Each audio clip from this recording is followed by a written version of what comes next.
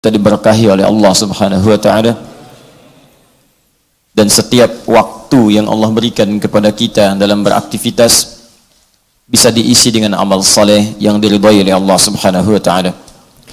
Selalu ingat pesan dalam Al-Qur'an bahwa di antara sekian nama yang Allah namai kita dengan sekian nama itu, setidaknya ada 5 nama. Ada Bashar disebutkan 35 kali, ada ins dipasangkan dengan jin disebutkan 18 kali, ada insan disebutkan 65 kali, ada bashar dan selanjutnya Bani Adam disebutkan 7 kali, ada An-Nas disebutkan 241 kali. Di antara 5 ini ada yang disebut dengan insan, nama bagi manusia yang menunjuk pada seluruh aktivitasnya dari mulai bangun dari tidur sampai ia tidur kembali. Jadi kalau disebut dengan insan, itu menunjuk seluruh totalitas aktivitas kita. Jadi kalau Anda membaca Al-Quran menemukan kalimat insan, itu seakan memberi petunjuk kepada kita dari semua aktivitas yang kita kerjakan itu sudah berapa banyak yang mengandung nilai manfaat di hadapan Allah Subhanahu wa taala. Karena itu seringkali kalimat insan disandingkan dengan modal waktu yang Allah berikan pada kita plus dengan pemanfaatan waktu itu untuk beramal soleh. Contoh Quran surah 103 itu tentang modal waktu yang Allah berikan disebut dengan asar. Asar itu bukan sore, ingat. Kalau sore bahasa Arabnya masa. Masa al-khair, semoga sore ini kita senantiasa dalam kebaikan. Selamat sore. Tapi kalau asar itu artinya setiap waktu, setiap masa, titian masanya, setiap detiknya yang diberikan kepada kita untuk beraktivitas. Jadi kalau dari segi waktu sekarang ini asar, setiap terus waktu bertambah berganti itu asar namanya. Al-waqtul ladzi yu'asiruna fahuwa asrun, kata orang Arab. Setiap waktu yang kita lalui itu disebut dengan asar. Maka Allah bersumpah memberikan kepada kita modal waktu untuk hidup. Setiap detiknya kita lalui, ya, 1 menit 60 detik, 1 jam 60 menit, sehari 24 jam, itu modal waktu kita. Kata Allah, wal 'asr, Quran surah 103, saya bersumpah demi waktu yang saya berikan pada setiap manusia untuk beraktivitas. Perhatikan detilnya diksi Al-Quran. Saya sering katakan kalau Al-Quran bukan firman Allah, redaksinya nggak akan begini gitu. Orang Arab bisa milih kata apa saja, tapi karena ini firman Allah, ketepatannya itu luar biasa. Allah tidak mengatakan innal insa, inna bashara, ya inna bani adam, inna nasa, padahal bisa berkata demikian. Tapi yang dipilih oleh Allah innal insana. Kenapa disebutkan insan? Karena ada korelasi nanti hubungannya dengan asar. Ya sungguh semua manusia yang beraktivitas itu tanpa kecuali, alif lamnya istighraq, semua keseluruhan. Secara personalnya, innal insana, setiap manusia tanpa kecuali, besar kecil tua muda laki-laki perempuan, saya berikan kata Allah modal waktu untuk beraktivitas. Cuman sayang lafi khusr, laknya taukid, ada di antara mereka, saya tegaskan kata Allah, ada di antara mereka yang rugi. Kenapa rugi? Karena modal waktu itu tidak digunakan untuk beraktivitas yang punya nilai di hadapan Allah. Kapan itu punya nilai? Pakai illa istisna. Illalladzina amanu wa amilus salihat. Orang yang punya nilai itu, manusia yang punya nilai adalah orang yang mengisi waktu-waktunya dengan iman. Jadi kalau ada orang tak beriman, dia mengalami kemudian perubahan-perubahan waktu, masa, usia, yang tadinya lahir, jadi anak kecil, jadi baligh, puluhan tahun hidup, tapi nggak bawa iman, itu rugi. Di setiap detiknya rugi. Nggak peduli mau dia pejabat, orang kaya, pengusaha, macam-macam, tak ada iman, kata Allah rugi. Kalau disebut rugi dalam konteks syariat, itu jauh bicara tentang dunia, dia akan bicara tentang akhirat. Dunia silakan, jadi orang paling kaya di bumi, tapi saat meninggal, selesai, rugi. Karena kekayaan itu jangankan ke akhirat, ke alam kubur pun tak akan dibawa. Ya, jadi bagaimana kemudian supaya tidak rugi? Wa amilus salihat. Maka isilah setiap detik yang Allah berikan pada kita itu untuk beramal saleh. Amal saleh dengan apa yang Allah titipkan pada kita. Allah tidak melarang kita menjadi kaya, kalau perlu kaya sekaya-kayanya, tapi jadikan kekayaan itu kemudian untuk beramal saleh. Turunlah Quran surah ke-28 ayat ke-77, paling kiri sebelah bawah di mushaf. Wabtaghi fima atakallahu daral akhirah wa la tansa nasibaka minad dunya. Kata Allah, "Hei, saya titipkan engkau harta benda ini, jadi kaya silahkan. Dan dengan harta itu carilah kelapangan akhirat." Cari amalan yang amal itu saat dikerjakan butuh harta. Zakat kan pakai harta. Infak pakai harta. Sedekah pakai harta. Haji pakai harta. Tak punya harta nggak bisa haji. Umrah pakai harta. Makanya orang dulu itu jadi kaya itu motivasinya supaya bisa zakat, bukan cuma supaya mengoleksi aset. Kalau cuma aset sudah banyak yang lain. Contoh paling gampang korun. Korun itu hartanya banyak, cuman koleksi aset dunia saja. Ya, ayat 76-nya kan korun. Inna qaruna kana min qaumi Musa fabagha alaihim. Sungguh korun itu sezaman dengan Musa. Paket lengkap zaman Nabi Musa itu. Korun dan Fir'aun ada. Ya, Fir'aun itu penguasa zalimnya, Qarun pengusaha gelapnya. Keduanya berkomplot, sudah selesai semua. Cendekiawan yang kebelingernya namanya Haman.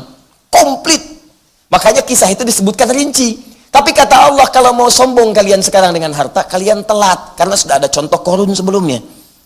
3.500 tahun yang lalu. Jarak Nabi Musa ke Nabi Muhammad 2.000 tahun.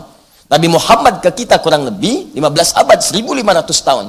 Jadi kalau ada seorang sekarang baru punya Ferrari sombong, dia telat. Telatnya lebih dari 3.500 tahun yang lalu. Kada orang bawa Ferrari dipajang gitu kan, jalan, bilangin, "Assalamualaikum Pak, ya Bapak telat." Selesai. Ya, visi kita bukan di situ, visi kita jauh sampai ke akhirat. Kaya, yuk kaya sekaya-kayanya. Jangan nanggung kalau mau jadi kaya. Kaya. Supaya kita bisa hidupkan nilai kehidupan kita dengan amal saleh. Jadi pejabat jangan tanggung yang paling tinggi, punya kedudukan yang paling tinggi, belajar paling tinggi raih. Ya silahkan, kita kan banyak S ini. Ya SD, S1, SMP, SMA, S1, S2, S3 sampai dingin, kan? Nah. Ya silahkan perbanyak terus sampai tingkat yang paling tingginya.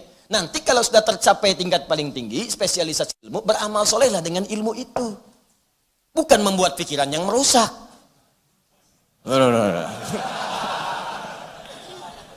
Anak SD aja tahu hubungan di luar nikah itu hukumnya haram.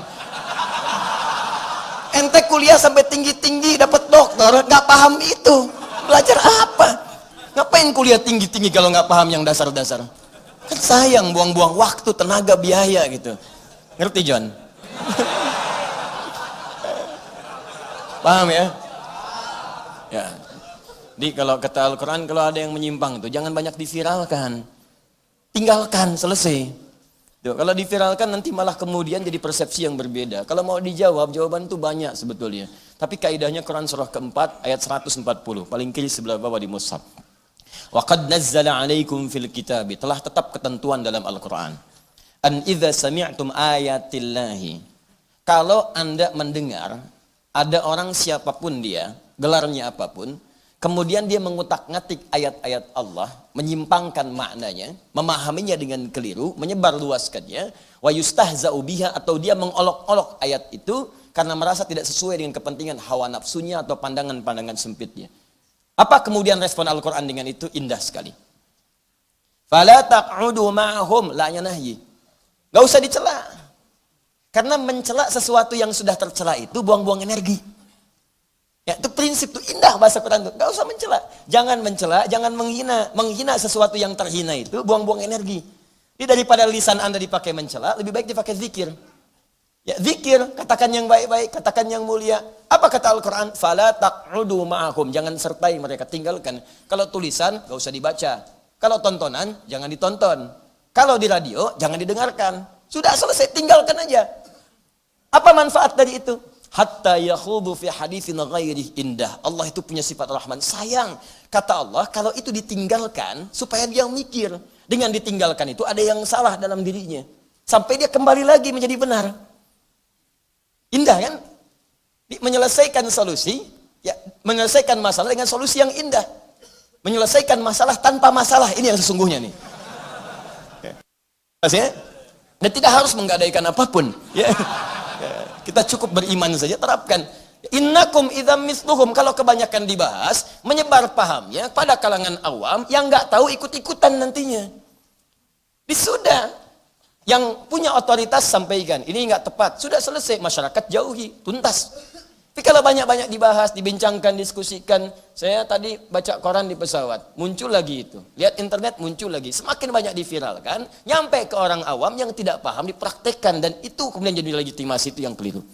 Jelas ya? Baik, innallaha jami'ul munafiqina wal kafirina fi jahannam jami'a. Kata Allah, tobat, tobat, tobat, tobat.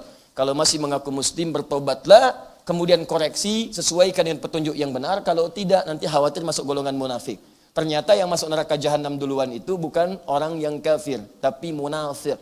Innallaha jami'ul munafiqin wal kafirina fi jahannam jami'a. Kata Allah, Allah akan menghimpun orang munafik dan orang-orang kafir di neraka jahanam seluruhnya kalau mereka tidak bertobat sebelum wafat. Ya, jadi kita sering mendoakan, pertama mudah-mudahan seluruh pelaku maksiat bertobat sebelum diwafatkan oleh Allah Subhanahu wa taala. Semoga dilembutkan hatinya, berubah jadi orang baik dan saleh, dan semoga orang-orang yang belum mendapatkan hidayah berkenan Allah berikan, hunjamkan pada hatinya hidayah dan mau bersyahadat sebelum ia wafat menghadap pada Allah Subhanahu wa taala. Dan semoga kita yang telah berusaha untuk berhijrah berkomitmen dengan baik, menjaga diri kita sehingga tetap dalam keadaan yang baik di hadapan Allah Subhanahu wa taala insyaallah. Bahasan kita hari ini melanjutkan pada sesi kajian kita tentang pemaknaan ayat-ayat Al-Qur'an, praktek dari teori ulumul Quran yang telah kita kaji bagian per bagiannya. Sekarang kita ambil aspek ketiga dari 3 bagian pembahasan terhadap penafsiran ayat-ayat Al-Quran. Saya telah jelaskan di awal muqaddimah, dalam upaya menafsirkan atau menjelaskan atau mengambil penjelasan dari kalangan ulama terdahulu yang tersambung sampai ke Nabi terkait makna ayat-ayat Al-Quran, itu ada 3 pendekatan. Secara umum ya, ini bukan metode tapi objek pembahasannya. 1, pembahasan linguistik secara bahasa. Karena seluruh ayat Al-Quran itu mu'jizat, maka beda dengan kalimat biasa. Semua huruf Al-Qurannya itu mengandung mu'jizat. Bukan sekedar kalimat atau ayat-ayat yang menjadi kemudian ungkapan punya makna. Tidak. Semua ayat Al-Quran karena mu'jizat, maka setiap hurufnya pun itu punya makna. Nanti kita akan bahas, dan telah kita bahas sebagiannya pada uraian kita di tempo yang lalu. Jadi nanti yang akan kita uraikan itu, dan telah sebagian kita uraikan, saya tidak akan pernah membahas setiap ayat kecuali menerangkan hurufnya. Bahkan ba punya sekian huruf. Setelah kita bahas di ba bismillah itu. Alif lam punya sekian makna. Apa kaitan dengan ayat itu? Kita akan uraikan itu. Yang kedua, ada kaitan dengan hukum-hukum fikihnya jika itu didapatkan di dalamnya. Bisa jadi informasi saja, bisa jadi hukum syariat. Ada hukum nggak di ayat itu? Ya, kemarin kita bahas Bismillahirrahmanirrahim. Alhamdulillahirrabbilalamin. Ar-Rahmanirrahim. Kita berhenti di sini kan? Nah, apakah di kalimat Bismillahirrahmanirrahim itu ada hukum fikih di dalamnya? Hukum fikih itu hukum yang diterapkan dalam konteks ibadah. Ya, Bismillah itu dibawa nggak dalam konteks ibadah? Misal ibadah ritual, sholat. Kita sholat baca Bismillah nggak? Kalau baca Bismillahirrahmanirrahim, bacanya dikeraskankah atau disirkankah, silent? Kapan dibaca keras, kapan dibaca silent, atau enggak dibaca sama sekali?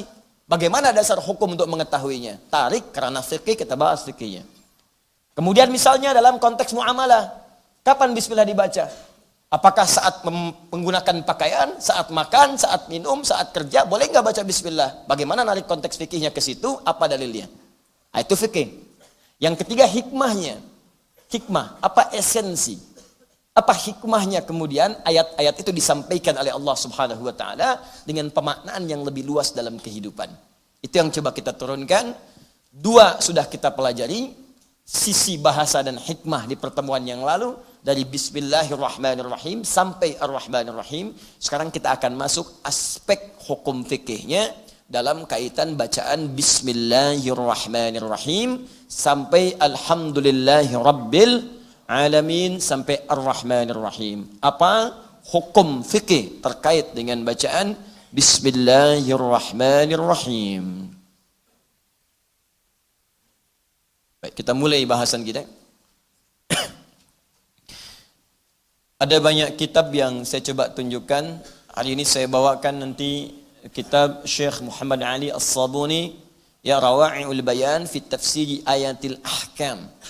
Ya Rawa'i'ul Bayan, keterangan-keterangan yang sangat memukau fi tafsiri ayatil ahkam, dalam menerangkan ayat-ayat yang memiliki kandungan hukum di dalamnya. Jadi kalau Anda ingin belajar hukum-hukum baik fiqih ataupun hukum ibadah yang lain, ini cukup jadi patokan yang sangat simpel.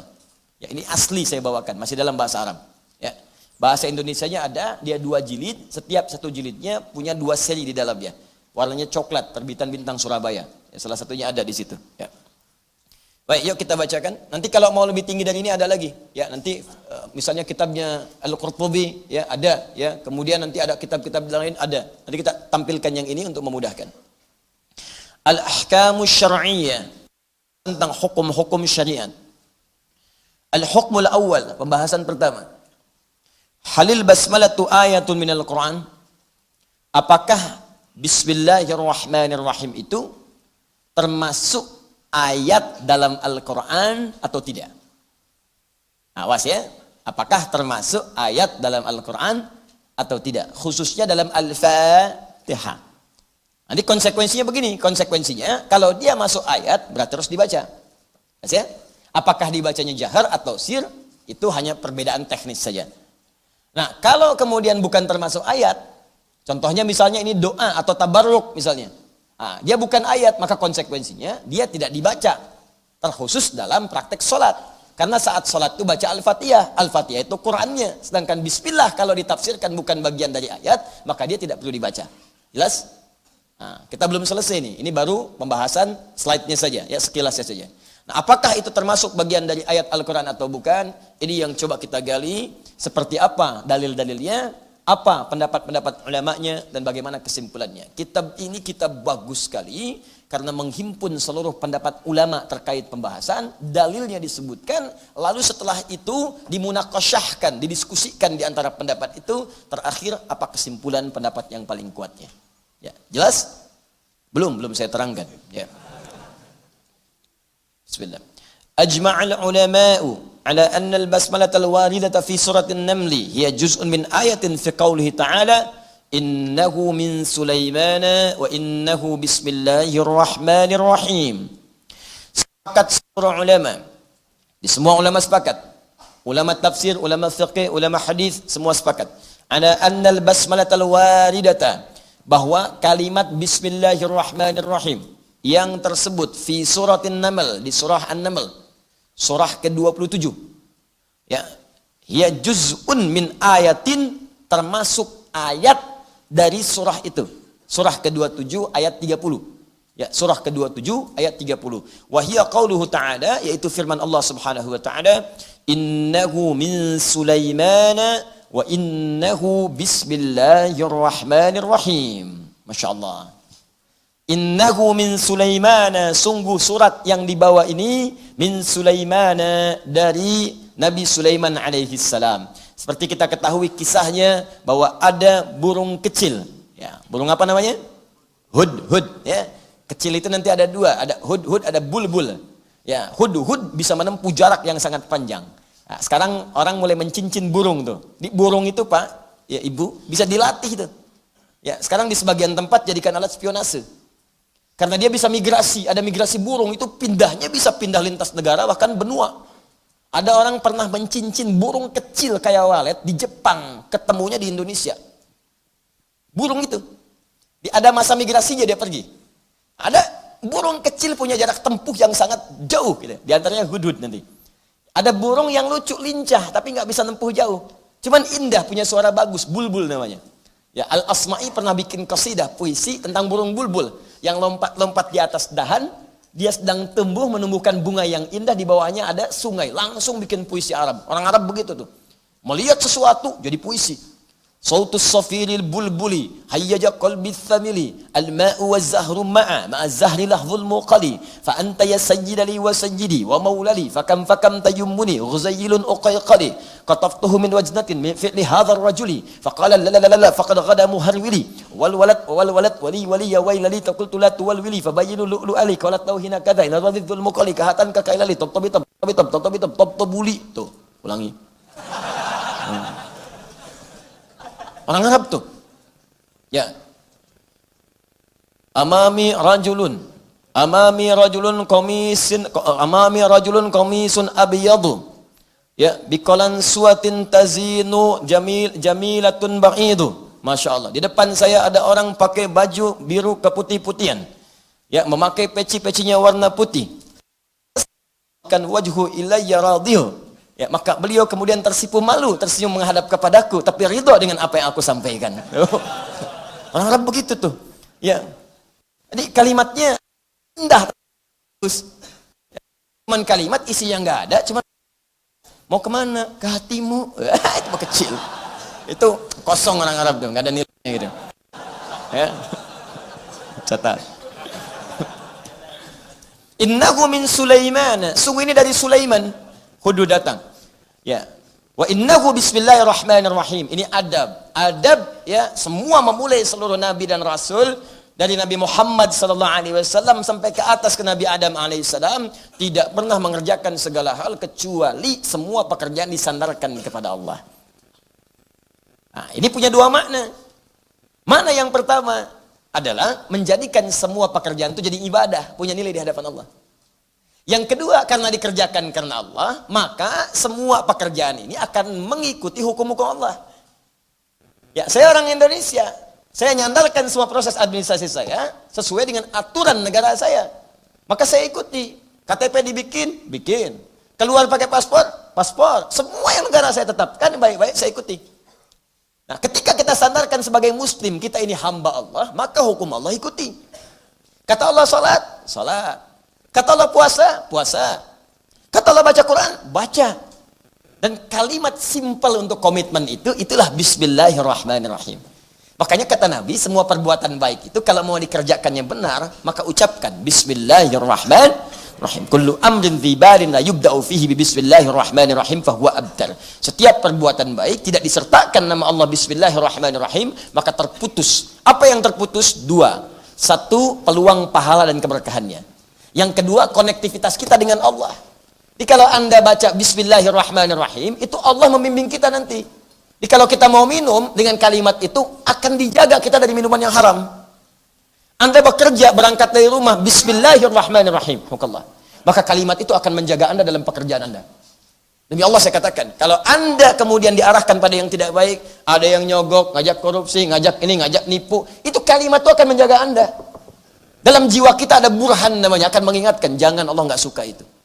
Tapi kalau Anda tidak berpegang dengan itu, Anda terjauh kemudian dari pengawasan Allah Subhanahu wa taala. Itu poinnya. Setiap orang punya pilihan. Tapi orang cerdas akan memilih amal soleh dibandingkan mengerjakan yang salah. Kalau Anda bisa mengerjakan yang soleh, kenapa harus memilih dengan jalan yang salah? Jelas? Apa hukum fikihnya? Wa innahu bismillahirrahmanirrahim. Di ayat itu, Quran surah ke-27, ayat 30, ada kalimat bismillahirrahmanirrahim. Semua ulama tanpa kecuali sepakat bahwa kalimat bismillahirrahmanirrahim di ayat ini adalah termasuk ayat dari surah An-Naml. Paham? Baik, teruskan. Walakinnahum ikhtalafu. Walakinnahum ikhtalafu hal hiya ayatun minal Fatihah wa min awwali kulli suratin amla. Ada aqwalin adidah. Tapi para ulama itu kemudian berbeda pendapat. Nah, beda pendapat itu wajar di kalangan ulama kalau dalil-dalilnya beragam. Nanti di hukum fikih saya ajarkan satu teori. Kalau ada secara singkat dalil satu, contoh satu, itu artinya semua apa yang Allah terangkan lewat Rasul itu jelas dan bisa dikerjakan oleh semua hamba. Sehingga tidak perlu alternatif. Contoh, ada yang sifatnya bacaan, ada gerakan. Misal bacaan, Abu Daud nomor hadis 857. Saat kita takbir dalam salat, fayaqulu, maka kita mengucapkan Allahu Akbar. Allahu Akbar. Nah, kalimat Allahu Akbar ini cuma satu riwayatnya, contohnya satu. Setiap Nabi salat gak pernah ganti dengan kalimat lain selain Allahu Akbar. Walaupun nama Allah banyak. Al-Asmaul Husna. Ya, Allahur Rahmanur Rahimul Malikul Quddusus dan seterusnya. Assalamul Mu'min Muhaiminul dan seterusnya. Pernahkah ada satu riwayat pun datang kepada kita mengatakan satu kali Nabi pernah salat mengucapkan Allahur Rahman? Tidak ada. Allahul Jabbar? Enggak ada. Jelas? Semuanya Allahu Akbar. Kalimatnya sama, satu. Kenapa? Karena seluruh hamba-hamba Allah yang salat itu mampu mengucapkan kalimat itu tanpa kecuali. Kalau sudah begitu jangan kreatif. Allahus Samad. Hah? Kok jadi somad, Pak? Mohon maaf ya. Yang akbar itu udah kelamaan, dari dulu akbar melulu. Sekarang kita ganti dikit, nggak bisa. Tetap Allahu Akbar. Jangan kreatif, jangan terlalu banyak mencari yang lain. Satu dalil, satu contoh. Karena itu sampai sekarang pun tidak pernah ada hadis palsu. Sepalsu-palsunya hadis, tidak pernah ada hadis palsu menyampaikan pesan bahwa kalimat Allahu Akbar bisa berubah.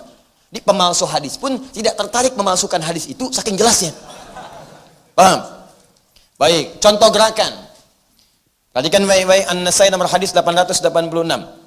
Ketika Anda mengangkat tangan, di An-Nasai boleh sejajar dengan daun telinga. Di Al-Bukhari boleh sejajar dengan bahu, hadwaman kibaihi di sini. Jadi boleh di sini, termasuk di hadis Muslim nomor hadis 397 dari Khalad bin Rafi Az-Zuraiqi, rawinya sahabat Abu Hurairah. Ya, boleh farafa'a yadayhi hadwaman kibaihi, maka mengangkat kedua telapak tangannya sejajar dengan bahunya di sini.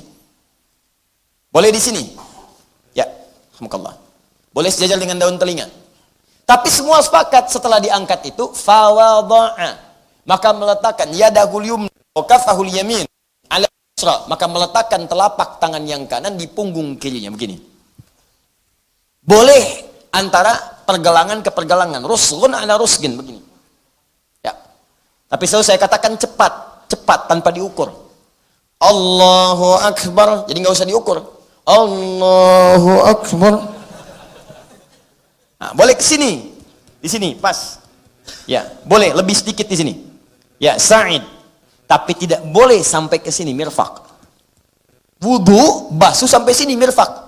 Wa aydiyakum ilal marafiq. Quran surah 5 ayat ke-6, paling kiri sebelah atas. Sampai sini. Tapi salat jangan coba-coba bersedekap sampai ke sini. Kata Nabi, jangan engkau bersedekap. Salat bersedekap seperti orang sombong. Ya, orang sombong, punya perusahaan banyak. Lihat-lihat gini kan. Misal, ya, atau subuh salat di puncak gitu kan, kemudian begini, ya. Sampai sini saja. Nah, tapi poin terkait tadi itu satu dalil, satu contoh. Ketika Anda mengangkat kata Nabi, fawadha'a pakai fa, cepat letakkan tanpa jeda. Fa itu di ilmu nahwu harfu atfin rabitin baina syai'aini bila hudud. Huruf yang merangkai dua peristiwa dengan cepat tanpa jeda.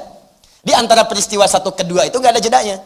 Peristiwa pertama mengangkat, peristiwa kedua meletakkan. Antara mengangkat kemudian dan membaca Allahu Akbar dengan meletakkan itu nggak ada jeda. Habis diangkat langsung letakkan. Dan nggak ada gerakan lain. Ya, tidak ada gerakan lain. Itu dalilnya cuma satu, contohnya satu. Karena itu kalau sudah demikian tidak usah kreatif. Misal gitu kan, misal Ustadz saya nggak enak tangan kiri duluan. Kan Allah itu maha baik. Ya, yang baik itu kan tangan kanan. Yang kiri sering diilustrasikan tangan yang kurang baik.